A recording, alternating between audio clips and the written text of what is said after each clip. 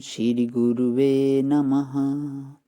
चैतन्यं शाश्वतं शान्तं व्योमातीतं निरञ्जनं नादबिन्दुकलातीतं तस्मै श्रीगुरुवे नमः। ओम शांति शांति शांति। प्रणाम भगवान।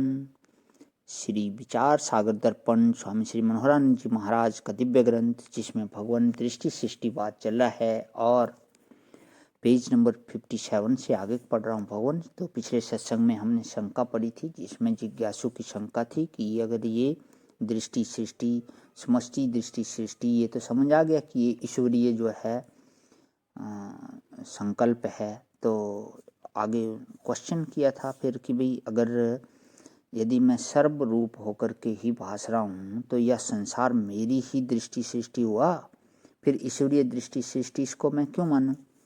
तो समाधान देते हैं यहाँ पे गुरु जी की प्रिय वत्स, ये वचन पूर्ण सत्य हैं, परंतु उनके मर्म को जानना चाहिए। जहाँ वेदांत ग्रंथों में यह कहा जाता है कि मैं ही सर्वरूप हूँ, वहाँ मैं शब्द का अर्थ या व्यष्टि मैं नहीं अपितु शुद्ध मैं है।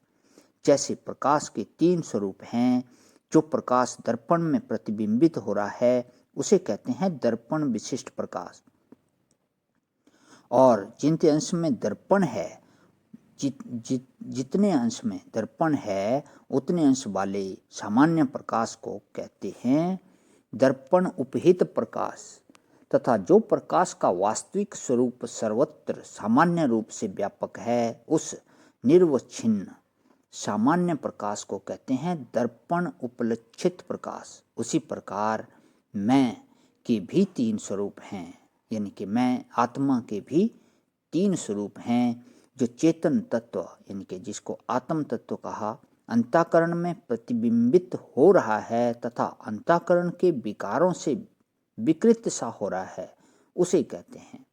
उस प्रतिबिंबित चेतन अर्थात चिदाभास अंतःकरण और अधिष्ठान कूटस्थ चेतन, इन तीनों को मिलाकर कहते हैं अंतःकरण विशिष्ट चेतन।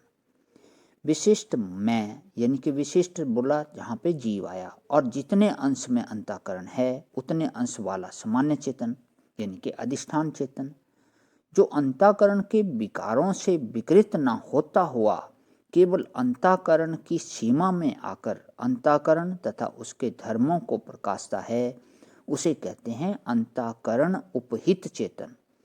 उपहित मतलब उपहित से मतलब है मैं यहाँ पे, और यहाँ कौन से वाला मैं? साक्षी वाला मैं है। तो अंतःकरण उपहित चेतन, और जो चेतन तत्व नित्य शुद्ध बुद्ध मुक्त ब्रह्म स्वरूप सर्वत्र व्यापक संपूर्ण ब्रह्मांड का अधिष्ठान निरंजन निर्विकार अखंड एक रस आनंद स्वरूप है, उस चेतन को कहते हैं अंतःकरण उपलक्षित चेतन। उपलक्षित यहाँ पे जो मैं है उसका मतलब है शुद्ध ब्रह्म से।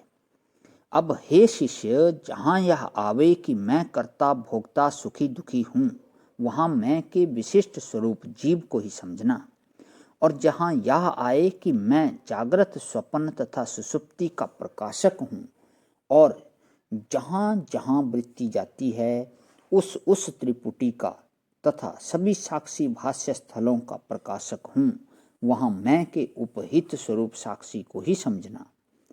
और जहाँ यह आवे कि मैं ही सर्व रूप हूँ, मुझसे संपूर्ण ब्रह्मांड अध्यस्त है, मेरी सत्ता से भिन्न किसी की सत्ता नहीं है, मैं ही माया द्वारा जीव रूप जगत रूप और ईश्वर रूप से होकर के भासमान हो रहा हूँ, वहाँ मैं का उपलक्षित स्वरूप शुद्ध ब्रह्म समझना। ऊपर जो तुमने वेदांत वाक्यों का उदाहरण दिया था यानी कि वहाँ इसी उपलक्षित मैं का वर्णन है, और इसी उपलक्षित मैं को लक्ष्य करके ही सो अहम शिवो अहम अहम ब्रह्मास्मि तत् निरंजन ज्योत सवाई सो अहम भेद न कोई जी। सो प्रभु दूर नहीं प्रभु तू है। गुरु नानक साहब ने कहा है ये सर्वम खलविदम अहम इत्यादि वेदांत वचन चरितार्थ होते हैं, अतः कोई दोष नहीं आता। और जहाँ वेदांती महापुरुषों के मुख से यह सुनते हो कि यह सारा ब्रह्मांड मेरा ख्याल है, ऐसे संकल्प से रचा हुआ, मेरे संकल्प से रचा हुआ है, तो उन स्थलों में मैं का अर्थ ईश्वर समझना। प्रणाम भगवान। ओम शांति शांति शांति।